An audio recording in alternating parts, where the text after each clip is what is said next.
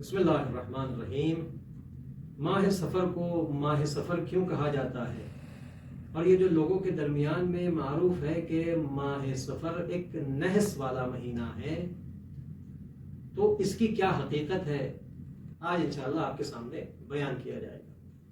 لیکن اس کے پہلے کہ یہ بتایا جائے کہ ماہ سفر کو ماہ سفر کیوں کہا جاتا ہے، تو یہ جاننا ضروری ہے کہ یہ جو مہینوں کے نام جو رکھے گئے ہیں، یہ دین اسلام نے مہینوں کو یہ نام دیے ہیں۔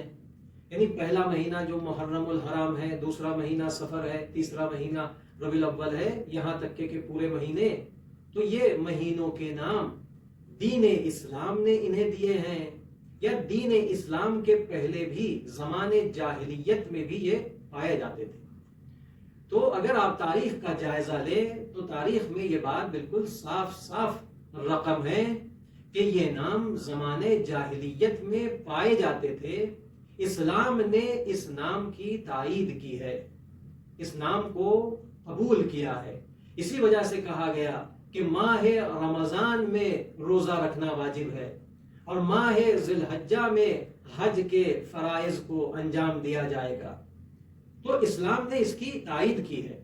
اگر آپ قرآن مجید میں دیکھیں تو خداوند عالم فرماتا ہے ان عدت الشہور عند اللہ 12 شہرا فی کتاب اللہ یوم خلق السماوات والارض منها 4 حرم، کہ اللہ کے نزدیک 12 مہینے پائے جاتے ہیں، اور فرمایا کہ جب سے زمین و آسمان خلق ہوئے ہیں تب سے یہ 12 مہینے پائے جاتے ہیں، کہ ان میں سے 4 ایسے مہینے ہیں کہ جو ماہ حرام کہلاتے ہیں۔ ان میں سے پہلا مہینہ ماہ رجب ہے، جو ان 4 مہینوں میں بالکل الگ ہے۔ لیکن وہ 3 مہینے جو تسلسل وار ماہ حرام کہلاتے ہیں، ان میں سے پہلا ماہ القعدہ ہے، دوسرا ماہ ذی الحجہ ہے، اور تیسرا محرم ہے، کہ ان 4 مہینوں کو ماہ حرام کہا جاتا ہے۔ سوال یہ کہ کیوں انہیں ماہ حرام کہا جاتا ہے؟ کہ اس لیے کہ زمان جاہلیت میں بھی عرب اس میں جنگ کرنے کو حرام قرار دیتے تھے، یعنی ان 4 مہینوں میں کوئی جنگ نہیں ہوتی تھی۔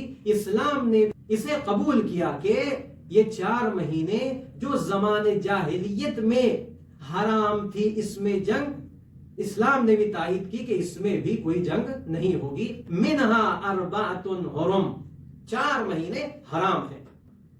ان میں سے 3 مہینے جو لگاتار پائے جاتے ہیں، ماہ ذی قعدہ، ماہ ذی الحجہ، ماہ محرم، اس کے فوراً بعد ماہ سفر آتا ہے۔ تو اب آئیے ماہ سفر کو ماہ سفر کیوں کہتے ہیں؟ ماہ سفر کو ماہ سفر اس وجہ سے کہا جاتا ہے کیونکہ 3 مہینہ جنگ نہیں ہونے کی وجہ سے، 3 مہینہ جو جنگ سے عرب استراحت کرتے تھے، 3 مہینہ جنگ نہیں کرتے تھے، جیسے ہی ماہ سفر شروع ہوتا تھا یہ سب کے سب اپنے شہر سے جنگ کے لیے نکل جاتے تھے۔ تو نتیجہ کیا ہوتا تھا کہ ان کا شہر مردوں سے خالی ہو جاتا تھا۔ تو ماہ سفر کو سفر اس وجہ سے کہا گیا کیونکہ ان کے شہر مردوں سے خالی ہو جایا کرتے تھے۔ تو یہ ہے وجہ تسمیہ ماہ سفر کی۔ اب دوسرا سوال یہ ہے کہ کیا ماہ سفر ایک نحس اور منحوس مہینہ ہے؟ تو اس کے جواب میں یوں کہا جائے گا کہ نحس و نحوست ایک امر معنوی، ایک امر غیبی ہے کہ جسے فزیکلی طور پر نہیں دیکھا جا سکتا۔ ضروری ہے یہ وحی کے ذریعے سے، یا یہ آیات کے ذریعے سے ہم تک پہنچے، یا روایات کے ذریعے سے ہم تک پہنچے۔ تو جب ہم نے قرآن کا جائزہ لیا تو کہیں پر بھی ماہ سفر کی نحوست ثابت نہیں ہوئی۔ روایات کا جائزہ لیا گیا تو اس میں بھی کہیں پر بھی ماہ سفر کی نحوست ثابت نہیں ہوئی۔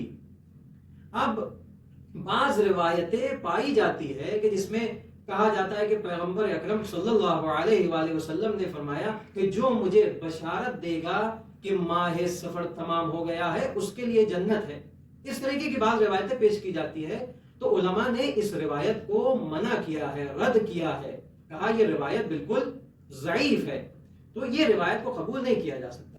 اسی وجہ سے آپ دیکھیے شیخ عباس قمی علیہ الرحمہ نے مفاتیح الجنان میں فرمایا کہ معروف ہے کہ یہ مہینہ نحوست کا مہینہ ہے، یعنی لوگوں کے درمیان میں معروف ہو گیا ہے کہ یہ ایک منحوس مہینہ ہے۔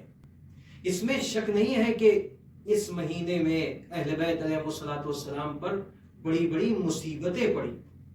پہلی سفر کو اسیران کربلا شام میں وارد ہوتے ہیں اور وہ شام کی تمام مصیبتیں آپ حضرات کے سامنے ہیں، اور 20 سفر کو اربعین حسینی علیہ السلام کا دن ہے، اور 28 سفر کو وحی کا سلسلہ منقطع ہو گیا۔ کیوں؟ اس لیے کہ 28 سفر کو وہ عظیم شخص اس دنیا سے رخصت ہوا کہ جسے پیغمبر اکرم صلی اللہ علیہ وآلہ وسلم کہا جاتا ہے، جو رحمت للعالمین ہے، کہ جس کے وجود سے رحمت دنیا میں پائی جاتی تھی، اور ساتھ میں ان کے نواسے 28 سفر کو امام حسن مجتبی علیہ السلام اس دنیا سے رخصت ہوئے۔ یعنی اس میں شک نہیں ہے کہ یہ بہت مصیبتوں والا مہینہ ہے، لیکن مصیبت ایک طرف ہے، نحوست ایک طرف ہے۔ اگر مصیبت اور غم نحوست کا سبب بنتی تو نعوذ باللہ محرم کو بھی نحس کہا جاتا، ماہ رمضان کو بھی نحس سے تعبیر کی جاتی۔ کیوں؟ اس لیے کہ ماہ رمضان میں امیر المؤمنین اس دنیا سے رخصت ہو رہے علیہ السلام۔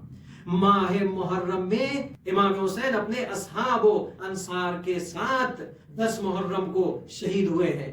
تو اگر صرف غم اور مصیبت سبب بنتی کسی مہینے کو نحس والا کہا جاتا تو سب سے پہلے ماہ محرم کو، ماہ مبارک رمضان کو ہم نحس والا مہینہ کہتے ہیں، لیکن کہیں پر کوئی تعبیر نہیں پائی جاتی ہے۔ تو اس سے یہ سمجھ میں آتا ہے یہ زمانے جاہلیت میں اسے نحس اور منحوس کی تعبیر کی گئی ہے۔ اسلام میں دور دور تک اس کی نحس اور منحوس ہونے کی کہیں پر بھی تعبیر نہیں ملتی۔